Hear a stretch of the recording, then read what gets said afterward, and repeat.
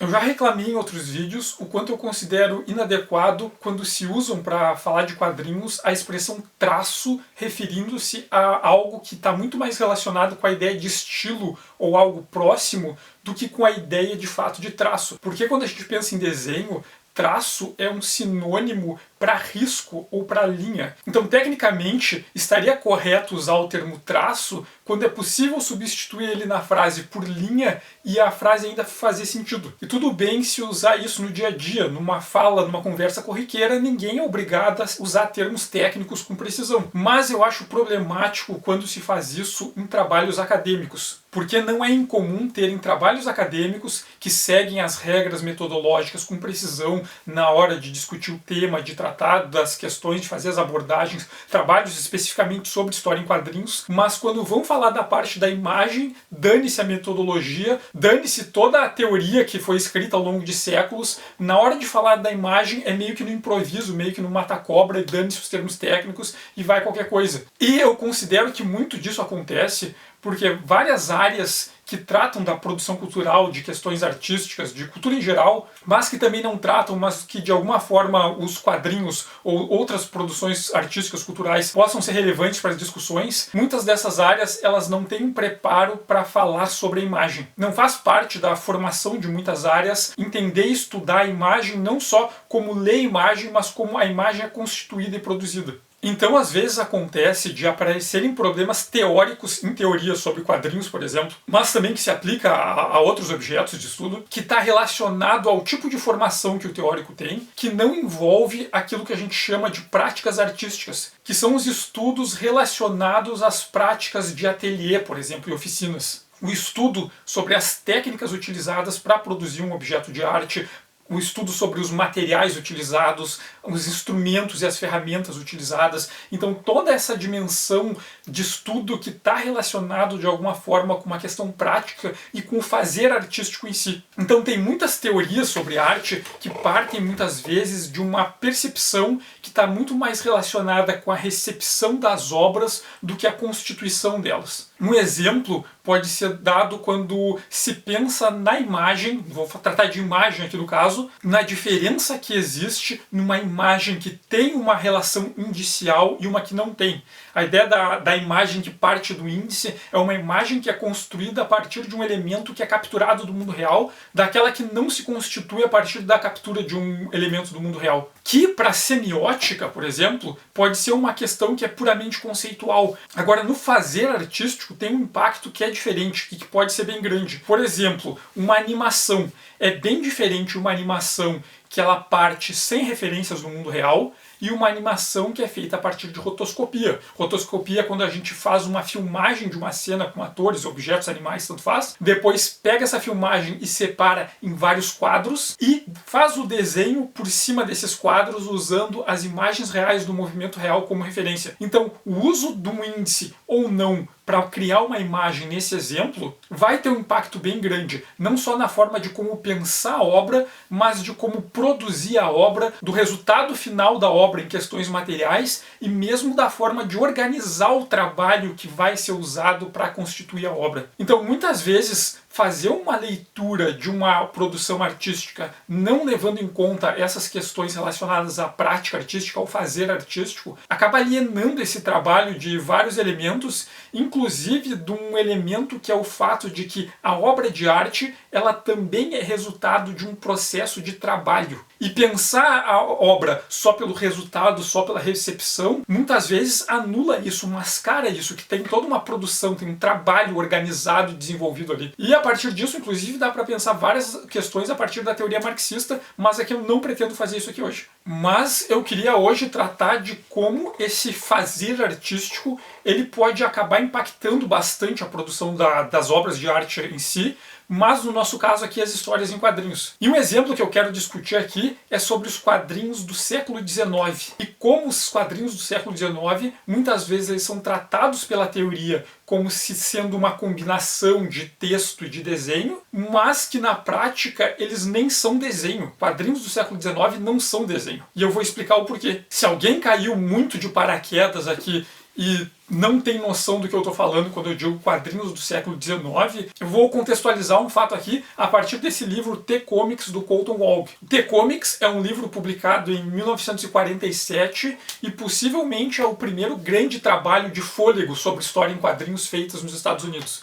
Ele tenta fazer uma história dos quadrinhos nos Estados Unidos, né, até aquele período. E ele vai acabar influenciando muita gente. Tem muitos autores que citam bastante esse livro, que ainda repetem questões que são apresentadas nesse livro.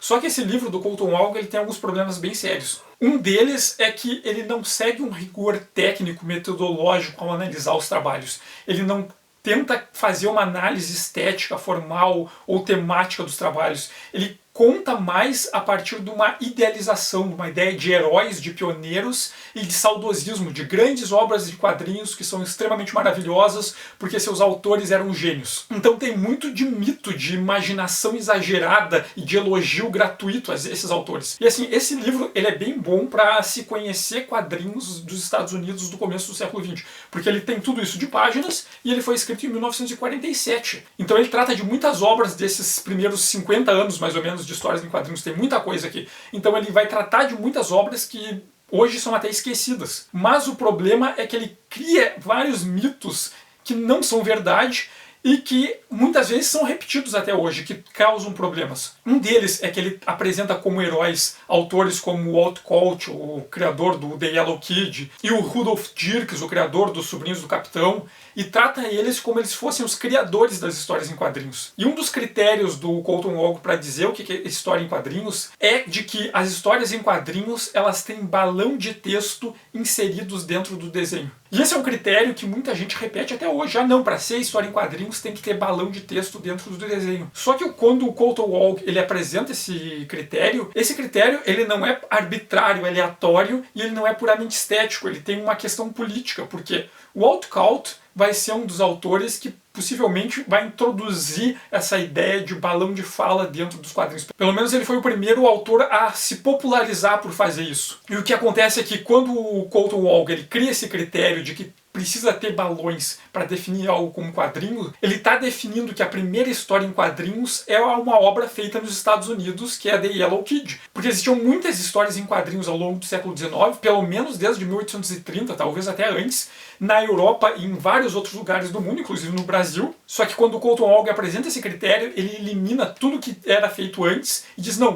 as histórias em quadrinhos foram criadas pelos estadunidenses, nos Estados Unidos. Então quando a gente pensa em história em quadrinhos, ainda tem gente que repete o mito, The Yellow Kid foi a primeira história em quadrinhos. Mas The Yellow Kid só foi a primeira história em quadrinhos se a gente acreditar nessa narrativa que o Colton Wong apresentou em 1947, com o objetivo de criar o imaginário de que os Estados Unidos foram os pioneiros dos quadrinhos, e para apagar toda uma produção de quadrinhos que já era feita em vários outros lugares do mundo, simplesmente usando um critério que é o fato de que o texto deles não está inserido na forma de balão no meio dos desenhos. Então tem toda uma produção de quadrinhos anterior a The Yellow Kid, e é sobre essa produção que eu vou falar aqui. E um elemento que talvez seja muito mais relevante do que a inserção dos balões que aconteceu nos histórias em quadrinhos dos Estados Unidos ali na virada do século XIX, começo do XX, é menos essa inserção dos balões e mais a forma como o modelo de produção, de geração dessas obras mudou. Porque ali no final do século XIX,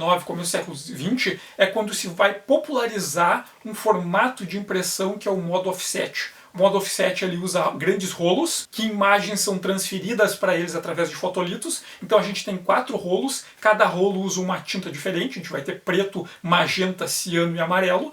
E a partir da combinação e sobreposição de impressões desses diferentes rolos, vai se imprimir imagens coloridas. Ou usa só o rolo preto, só com a tinta preta, e faz as imagens preto e branco. Então ali no começo do século XX, vai se popularizar essa impressão pelo sistema offset. E essas histórias em quadrinhos nos Estados Unidos, elas vão ser feitas a partir do modelo de impressão offset. Só que os quadrinhos feitos antes disso, os quadrinhos do século XIX, feitos na Europa e em outros lugares do mundo, eles não usavam impressão offset, porque o offset ainda não existia. Então eles tinham que usar outras técnicas de impressão que acabavam influenciando drasticamente a forma como aqueles quadrinhos eram feitos e as características visuais que eles tinham. Tá, e como se fazia um livro antes do sistema offset? Se usava uma técnica chamada tipografia. Uma tipografia no modelo mais antigo, ela usava uma estrutura que simulava o tamanho de uma página, e o sujeito que ia montar aquela página, ele tinha acesso a uma caixa cheia de peças com relevo de letras feitas em metal. Esse sujeito ia ter que montar a frase, então ele ia pegar letra por letra,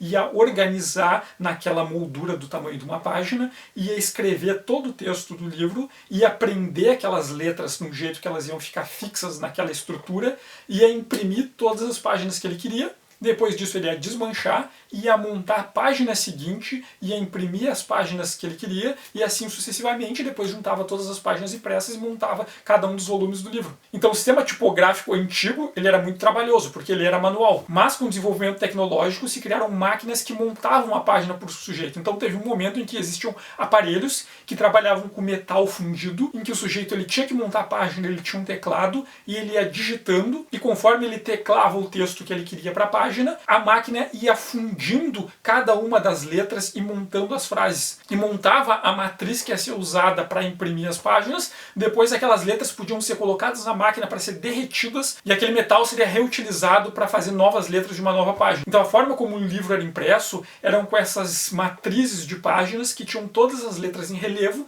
se passava tinta nessa matriz e se imprimia como se fossem grandes carimbos. E se vocês pegarem um livro antigo feito pela tipografia, vocês vão notar que ele tem um relevo. Se vocês passarem o dedo sobre as letras, tem um relevo que as letras são um pouco fundas, que é de quando a matriz faz a pressão no papel. E isso funcionava com texto. Mas como é que se fazia um livro ilustrado nessa época? Se vocês tiverem acesso a um livro feito pelo modelo tipográfico que tem ilustrações, deem uma olhada que vocês vão ver que as ilustrações elas estão um pouco separadas do texto. E geralmente dá para notar também um relevo que tem todo um retângulo, um quadrado mais fundo em volta da ilustração, porque essa ilustração ela era impressa de maneira separada através de uma gravura. Logo já dá para se imaginar que os quadrinhos do século XIX eles eram feitos através de gravura. E a gravura não só uma técnica e uma mídia específica, como ela é uma que se distingue do desenho. A gravura não é a mesma coisa que o desenho, porque o modo de produção dela e os resultados dela não são exatamente os mesmos dos desenhos. E para entender isso a gente tem que entender como se faz a gravura. Existe um modelo que provavelmente é o mais antigo de gravura, que é o chamado xilogravura, que é a gravura em madeira. Como se faz uma gravura em madeira? Se pega uma madeira, obviamente, e o autor ele vai usar um instrumento de corte e perfuração, um objeto longo e pontiagudo, para ir cortando essa madeira. Então ele vai imaginar a imagem que ele quer, o resultado final que ele quer, e vai esculpir essa imagem numa chapa de madeira. Só que não é simplesmente esculpir essa imagem, porque essa imagem esculpida na madeira ela é o inverso da imagem obtida em dois sentidos. Primeiro que a imagem obtida através da xilogravura, ela vai ser o inverso no sentido que ela vai ser espelhada. Se ela vai ser esculpida num objeto de madeira plana, para depois se passar tinta nessa madeira e usar ela para prensar numa folha de papel e daí surgir a imagem, o autor que produz essa imagem, o gravador, ele vai ter que pensar essa imagem de uma forma espelhada, porque o resultado vai ser a matriz invertida impressa sobre uma folha de papel. Então primeiro ele tem que pensar a imagem invertida no sentido espelhado, mas ele também tem que pensar a imagem invertida no sentido negativo da imagem que ele está criando na matriz. Porque se ele tem a matriz de madeira e a xilogravura ela funciona como um tipo de carimbo, o autor vai ter que rasgar e perfurar a madeira, ele vai ter que arrancar as partes da madeira em que ele não quer que tenha imagem. Então ele vai ter que fazer um desenho negativo, que é uma lógica do carimbo. Ele vai raspar o que ele quer que seja vazio, e aquela região que ele deixar a madeira intacta, que ele não escavar na madeira, vai ser justamente onde a tinta vai atingir. E a parte que a tinta atingir vai ser a que vai marcar no papel. Então o autor da xilogravura ele tem que pensar a imagem no negativo. Ele vai desenhar na madeira provocando espaços vazios, e esse desenho que ele vai fazer na madeira, esses vazios, vai ser justamente o que vai ficar branco no papel. E aonde ele não desenhar, onde ele não interagir, vai ser onde vai ter a tinta, onde vai ser preto, e vai ser o que vai ser pintado depois no papel. Então toda a lógica de pensar uma imagem através da xilogravura, ela tem que ser invertida. Então só o fato de se pensar numa imagem que é invertida espelhada, que é uma invertida negativa, em que a parte em que o autor trabalha é onde não vai ter imagem, e onde ele não toca é onde vai ter imagem, já tem uma lógica que é significantemente diferente da lógica do desenhar. E dependendo do material utilizado para cortar a madeira e dependendo do tipo de madeira, se a madeira é mais macia ou mais dura, se ela solta as partes com mais facilidade ou se ela lasca mais, as características formais da imagem criada vai ser diferente. Então, o material utilizado vai acabar influenciando em como essa imagem vai resultar. Que também é um elemento que não funciona da mesma forma no desenho. E esse sistema que eu descrevi para vocês de xilogravura é a mais simples, é uma xilogravura monocromática. Por exemplo, as famosas ukiyo-e, as gravuras ali do período Edo, que tiveram autores famosos como Hiroshi e Hokusai, elas eram xilogravuras coloridas. E a técnica é uma técnica muito mais complexa, porque o autor tinha que usar várias matrizes, para cada cor diferente se tinha uma matriz. E o autor tinha que pensar imagem fragmentado. Cada matriz ele ia reservar por uma cor, por exemplo, uma matriz ia ser só porque é vermelho na imagem. Então ele ia ter que rasgar na madeira, remover na madeira toda a área que não tinha nenhum vermelho e deixar apenas o que ia ser vermelho. Já em outra matriz, ele ia usar o azul e tudo que ele não queria que fosse azul na imagem, ele ia ter que remover e deixar a madeira intacta só naquilo que era azul. Ele ia fazer isso com todas as cores e depois ele ia pegar o papel e ia imprimir uma cor de cada vez, uma sobreposta à outra, e o resultado da sobreposição das impressões ia formar a imagem. Então uma técnica que tinha que ser muito precisa, porque se fosse um pouco desalinhado, já estragava toda aquela imagem, as cores já saíam dos lugares, uma ia ficar sobreposta para a outra e estragava todo o resultado. Então aquelas imagens japonesas, como a Grande Onda de Kanagawa, aquilo não é um desenho e aquilo não é uma pintura, aquilo é uma xilogravura, é uma gravura em madeira colorida, feita com várias matrizes que tinham que ser impressas sobrepostas umas às outras, sem ter um mínimo de desalinho, porque senão borrava todo o resultado final. Então são imagens que elas não são criadas e pensadas nem como desenho, nem como pintura, elas são gravuras. E gravuras são outras coisas que têm autonomia como mídia e como técnica artística. Só que quando as histórias em quadrinhos aparecem ali no século XIX, não era mais tão costumeiro assim na Europa se usar xilogravura. Eles já usavam outras técnicas. E uma das técnicas mais utilizadas era a gravura em metal. Rudolf Topfer, que é o autor de quadrinhos do século XIX, que alguns consideram o primeiro autor de quadrinhos, o criador da história em quadrinhos, que é discutível e também não é relevante se ele é o primeiro ou não. O importante é que ele fazia quadrinhos no meio do século XIX já. O Topfer, ele usava uma técnica específica de gravura de metal. A técnica que o Topfer usava era, ele usava chapas de metal, geralmente eram de cobre, então se usava um instrumento de metal longo e pontiagudo, que permitia se riscar o metal, e ele riscava as linhas que ele queria para criar a imagem. Então era algo parecido com desenhar, se pensava nas linhas que iam ser pintadas de fato na imagem e se riscava elas sobre a chapa de cobre. Então se riscava com força a ponto de se arranhar fundo e criar uma vala pela chapa onde se queria que as linhas estivessem presentes. Depois se passava tinta sobre toda essa chapa de metal, se limpava a superfície dessa chapa de cobre e onde haviam sido feitas as ranhuras, a tinta ficava ali dentro. Então se pegava essa chapa e colocava sobre um papel e se passava em um tipo de rolo que comprimia a chapa sobre o papel e a tinta que estava dentro dessas valas saía da chapa e era transferida para o papel e assim que se criava a imagem. Então se passava tinta de novo e se imprimia várias vezes e assim se tinha várias cópias de uma imagem. Só que uma gravura em metal riscado dessa forma, ela se parece com um desenho de algumas maneiras, mas em alguns elementos ela é diferente do desenho. Primeiro que ela também tem que ser pensada espelhada, porque a chapa vai ser virada e usada para imprimir uma imagem final do papel que vai ser o reflexo da imagem feita na chapa. Só que não é tão simples assim pegar um objeto pontiagudo e rasgar uma chapa de metal. É meio complicado fazer uma longa linha reta, firme, numa chapa de metal, rasgando ele todo e não tremer. Então se nós olharmos várias das imagens das histórias em quadrinhos do Topfer, dá para notar algumas características formais que são resultado do fato de que aquilo não era um desenho, de que aquilo era uma gravura riscada em metal. Uma delas é a espessura das linhas, por exemplo. Dá para se notar que nos quadrinhos do Topfer, todas as linhas têm a mesma espessura.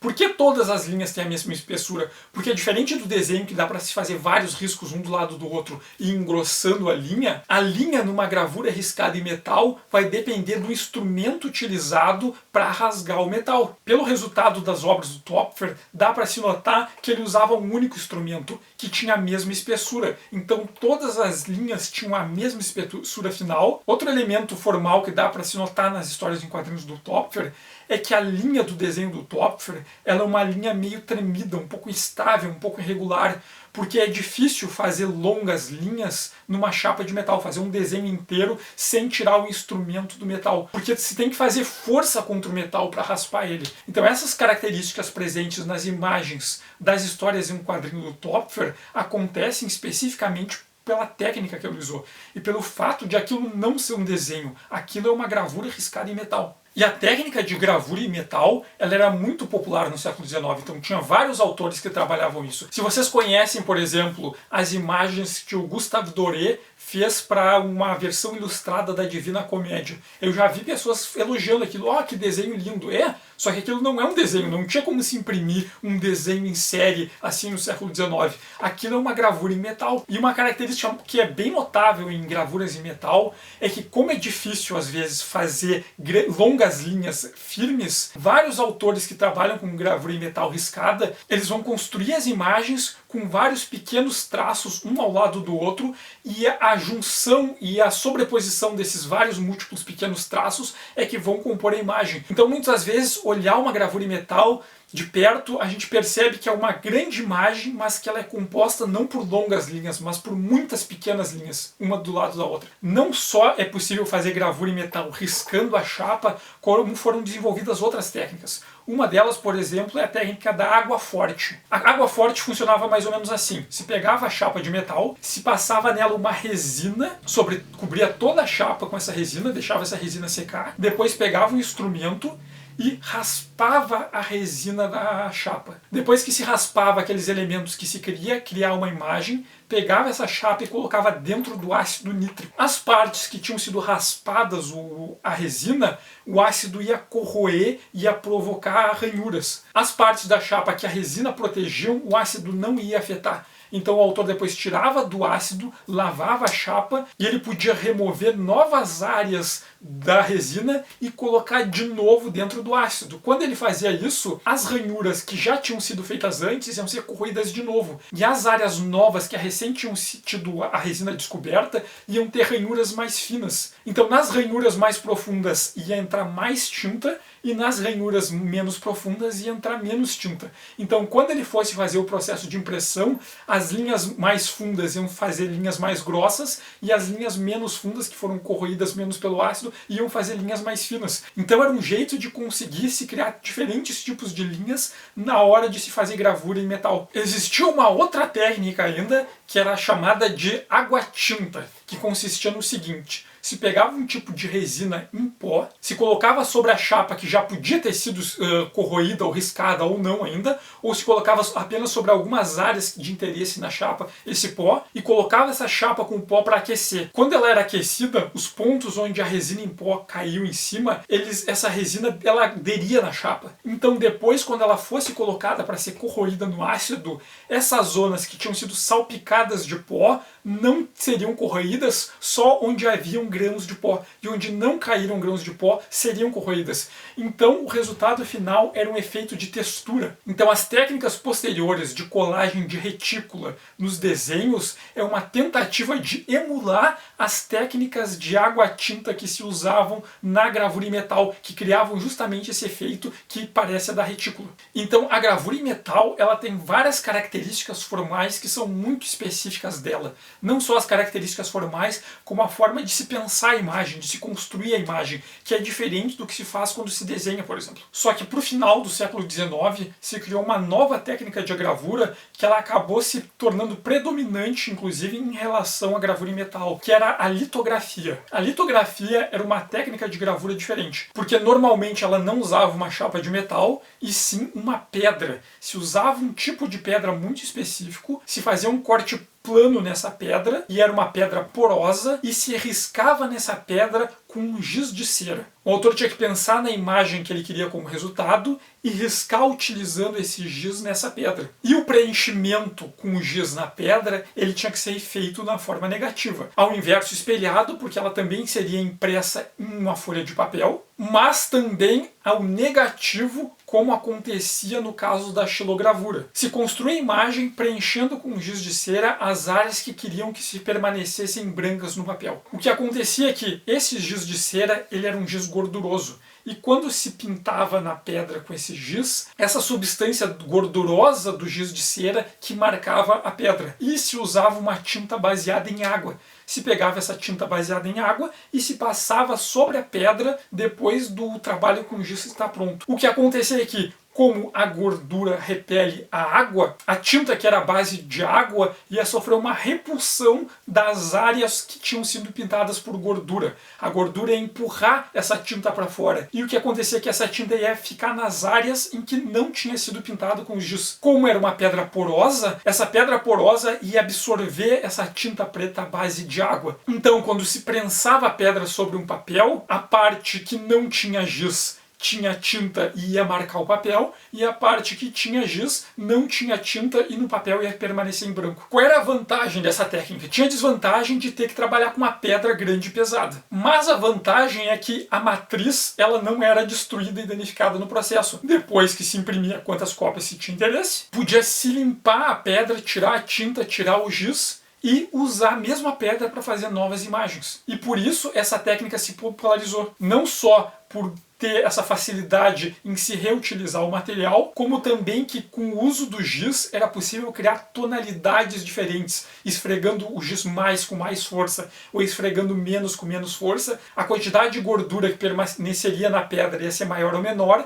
e a quantidade de tinta que ele ia repelir ia ser maior ou menor. Então era possível criar graduações e tonalidades de cinza. E depois, inclusive, se criaram técnicas para transferir imagens de fotografia para uma pedra de litografia. Então a litografia no momento permitiu inclusive a impressão de fotos. E se nós pegarmos autores que atuaram no Brasil, como o Henrique Fleus e o Angelo Agostini, a gente pode ver que as histórias em quadrinhos deles também usavam essa técnica. As histórias em quadrinhos do Angelo Agostini, elas eram feitas em litografia. E muito das características formais das imagens dos quadrinhos do Angelo Agostini são porque ele usava a técnica de litografia. Por exemplo, esses tons acinzentados e meios tons que muitas vezes parecem que foram feitos com grafite. Parece que foram feitas a lápis isso. Só que não tinha como imprimir um desenho a lápis naquela época. Como ele conseguia esse resultado? Porque ele usava a litografia. Ele conseguia, esfregando mais o giz ou menos o giz, quando ele botava a tinta, a pedra absorvia e repelia mais ou menos tinta,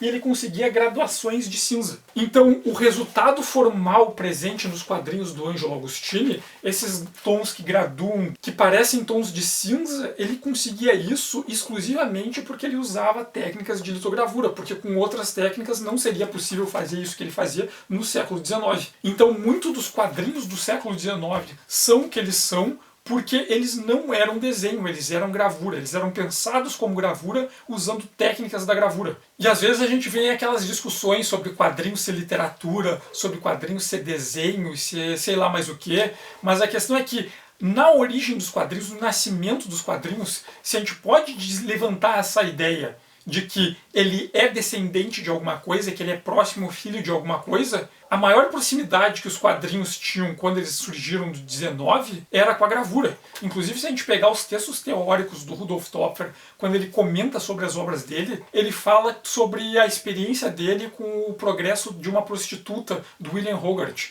O Progresso de uma Prostituta era uma série de pinturas que o Hogarth fez, que eram vários estágios na vida de uma prostituta, quando ela começa jovem, quando ela ascende na carreira, quando ela entra em decadência e ela velha. Essas pinturas do Hogarth, em algum momento, elas foram destruídas por serem imorais, mas o Hogarth criou gravuras baseadas nela. E essas gravuras foram feitas em série e vendidas para população por preços mais acessíveis do que uma pintura, e as gravuras sobreviveram. E o Topfer comenta como o pai dele levou gravuras dessas para casa, e quando ele viu essas gravuras que mostravam, era uma sequência de páginas, cada uma com uma imagem, e que mostravam momentos diferentes de uma narrativa, foi o que fez ele pensar em criar uma mídia que contava histórias a partir de colocar várias imagens umas do lado das outras em sequência. E que, fazendo isso, colocando várias imagens uma do lado da outra em sequência, ele conseguia criar uma noção de movimento, de animação das imagens que não era possível com pintura, por exemplo, ou com desenho, ou com a literatura. Então o Topfer, ele conta como ele teve a ideia de fazer o que ele fazia, que talvez sejam os primeiros quadrinhos, talvez não, tanto faz, mas era uma história em quadrinhos, que ele pensou aquilo ali a partir de conceitos que ele viu na gravura e ele executou aquilo usando técnicas da gravura. Então os quadrinhos, quando eles aparecem, eles vão ter uma vinculação muito próxima com a gravura. E muitas vezes se esquecem disso. Tem várias abordagens teóricas sobre quadrinhos do século XIX em que os autores não citam o fato de que aquilo são gravuras. Não citam o fato do quanto as técnicas utilizadas para fazer essas histórias em quadrinhos do século XIX são técnicas de gravura, e por isso que as histórias em quadrinhos do século XIX têm as características formais e aparência que elas têm. São consequência das técnicas utilizadas. E muitas vezes abordam essas obras do XIX como se fossem desenho, usando abordagens que se fariam para falar de desenho. Só que, tipo, o fazer artístico é completamente diferente. O que remete àquilo que eu falei no começo, é analisar a obra muito pela recepção. Isso parece com aquilo, então deve ser igual. Só que não ter uma noção de fazer aquilo, das técnicas, dos materiais e dos instrumentos. E como o fazer aquela obra partiu de premissas bem diferentes do que fazer uma outra obra, que pode no final ter resultados semelhantes para quem não conhece as técnicas. E muitas vezes se criam teorias que são frágeis porque elas partem só da recepção e não de como essas obras foram pensadas, construídas e criadas. O trabalho de se fazer a obra é destacado dela. E ela é pensada só a partir do seu resultado. E é esse mesmo raciocínio que não leva em consideração o fazer artístico e não leva em consideração os contextos de produção, que resultam em coisas como um conceito que eu acho péssimo, que é o de proto-quadrinhos. E essa ideia de proto-quadrinhos eu acho ela bastante problemática, porque ela só existe partindo dessa leitura que se olha só para o final e se desconsidera o contexto em que as obras foram produzidas, pegando só detalhes que são semelhantes e forçando uma semelhança que ignora um conjunto de diferenças que é muito maior do que as semelhanças. Tem uma crítica que eu faço e que outros pesquisadores e outros autores também fazem, que é o problema de se comparar quadrinhos com literatura, é julgar quadrinhos com a literatura. Dizer que quadrinhos é literatura é mais uma ofensa do que um elogio. Porque se eu digo que quadrinhos é literatura, significa que eu estou subordinando uma história em quadrinhos às regras da literatura. Ou seja, o quadrinho é um braço, uma subcategoria, uma subclassificação da literatura. Logo, ele é um sub alguma coisa, ele é algo que não tem autonomia. E para a gente seguir nesse caminho de legitimar as histórias em quadrinhos como uma obra artística relevante, algo que é importante é a reivindicação das histórias em quadrinhos como uma arte autônoma. As histórias em quadrinhos são quadrinhos e eles não são submissos à literatura, nem ao desenho, nem à pintura, nem a nenhuma outra forma de arte. E eu digo com tranquilidade que quadrinhos não é literatura, porque se quadrinhos for literatura, então teria que ser possível, usando teoria da literatura, explicar os diferentes efeitos que os usos das cores causam nos quadrinhos. Ou explicar, usando teoria da literatura, os diferentes efeitos estéticos causados pela diagramação da página, pelo posicionamento dos quadros de formas diferentes, em configurações diferentes. E a teoria da literatura não explica isso. A teoria da literatura simplesmente não dá conta de explicar essas dimensões dos quadrinhos. Porque tem coisas nos quadrinhos que não tem na literatura, porque a história em quadrinhos é outra coisa. Da mesma forma que a teoria do desenho não dá conta de explicar todos os elementos das histórias em quadrinhos, porque a história em quadrinhos é outra coisa. Então eu considero importante essa reivindicação dos quadrinhos como autônomos. Os quadrinhos são os quadrinhos. Eles têm proximidades com a literatura, eles têm proximidades com o desenho, mas eles são outra coisa. Inclusive, essas histórias em quadrinhos do século XIX nem desenho tem. E qual o problema desse conceito de proto-quadrinhos? É que o conceito de proto-quadrinhos, ele inverte as posições. Em vez de colocar o quadrinhos como submisso a uma outra arte, como no caso dizer que quadrinhos é literatura, e obrigar os quadrinhos a ficar submissos sobre as regras da literatura, é fazer o contrário, é colocar as histórias em quadrinhos numa posição dominante e dizer que outras formas artísticas são submissas aos quadrinhos. Quando a gente diz, por exemplo, que a tapeçaria de Bayeux é proto-quadrinhos. Isso é uma baita de uma sacanagem com os autores da tapeçaria de Bayeux. Porque os autores da tapeçaria de Bayeux,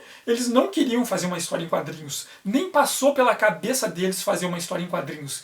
Eles eram autores que estavam trabalhando dentro da lógica das tapeçarias. Eles estavam usando técnicas de tapeçaria, eles estavam utilizando linguagens que eram usadas na tapeçaria e eles estavam seguindo tradições de grandes mestres da tapeçaria antes deles, que eles se inspiraram e queriam imitar. E o que eles pensaram? Vamos fazer uma tapeçaria que vai ser muito boa, vamos fazer a tapeçaria mais legal que já existiu. E daí eles fazem aquela baita daquela tapeçaria, que é uma tapeçaria incrível, e daí vem o Manet séculos depois, pega o trabalho deles e não diz que é uma das tapeçarias mais incríveis que já existiu, diz que é um dos quadrinhos mais primitivos que existiu. Não é pegar a obra e dizer, como essa obra é uma das tapeçarias mais elaboradas já feitas e segue um monte de elementos da tradição da tapeçaria. É pegar essa obra e dizer, olha só como ela é uma história em quadrinhos mal feito, ela quase foi história em quadrinhos. É pegar uma das tapeçarias mais complexas e elaboradas e trabalhosas que já existiu e tratar ela como se ela fosse uma das histórias em quadrinhos mais simples e rudimentares que já existiu.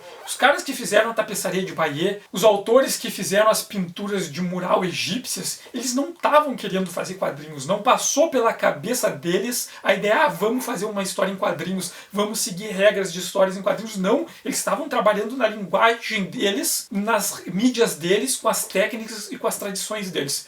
E quando a gente diz, isso é um proto-quadrinho, isso é um quase-quadrinho, esse cara estava tentando fazer um quadrinho e quase conseguiu, é diminuir o trabalho dos caras, é pegar essas obras e colocar elas como submissa dos quadrinhos. Esses caras eram caras que estavam tentando fazer quadrinhos, mas eles não conseguiram. E é uma leitura completamente anacrônica, porque eles não tinham intenção de fazer quadrinhos, é diferente do Topfer. O Topfer, se a gente lê os textos do Topfer, ele explica que ele estava conscientemente tentando criar uma mídia nova que combinava técnicas do texto e da imagem e que colocava isso em unidades de sequência e simultâneas. Ele tinha consciência do que ele estava fazendo, ele estava tentando criar uma mídia diferente. E essa é uma das coisas que serve para classificar o trabalho do Topfer como quadrinho. Ele tinha intencionalidade. E o que ele fez inspirou vários autores que vieram depois, inclusive autores do século XX. Então tem uma continuidade, uma tradição aí. Agora o pessoal da tapeçaria de Bayeux, o pessoal das pinturas egípcias, eles não queriam fazer quadrinhos, eles queriam fazer outras coisas. E chamar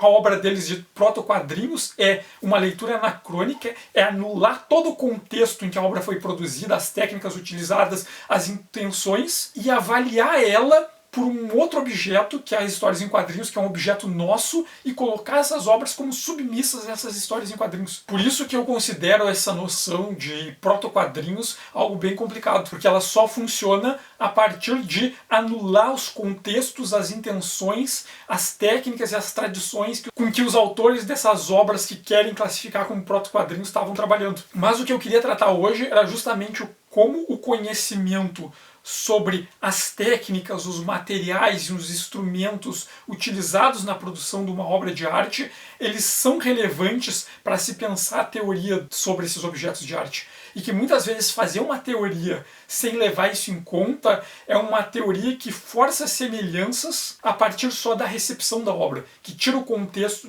em que essas obras foram produzidas e constrói aproximações que muitas vezes são forçadas porque essas aproximações só existem porque as diferenças foram ignoradas. E também o quanto o fazer artístico ele é relevante para o resultado final da obra. Às vezes um artista não chega naquele resultado simplesmente porque ele quis ou porque ele pretendia aquilo, mas sim foi porque aqueles materiais e aquelas técnicas conduziam muito da obra naquele sentido. Bom, espero que eu falei hoje sirva para alguma coisa para alguém e agradeço por quem assistiu o vídeo até aqui, peço para quem gostou curtir, se puder compartilhar eu agradeço muito e obrigado e até o próximo vídeo.